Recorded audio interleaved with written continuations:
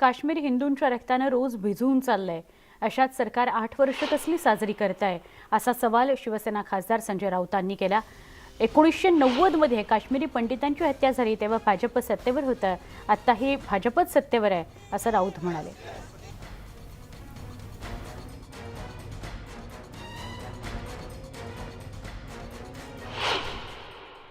8 वर्ष कसले साजरे करते. तिथे काश्मीर हिंदूंच्या रक्तानं भिजून चाललंय.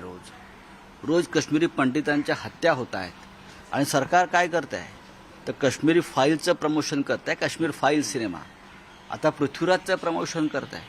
हे सरकारचं काम आहे. तिकडे आक्रोश चाललेला आहे. लोकांचं स्थलांतर पलायन सुरू आहे.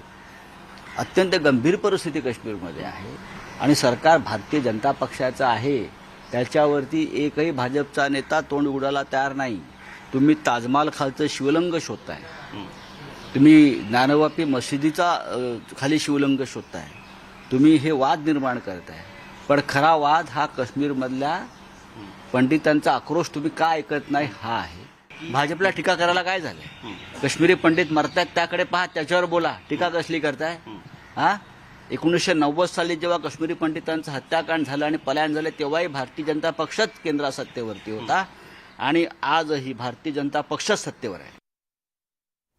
एक छोटासा ब्रेक.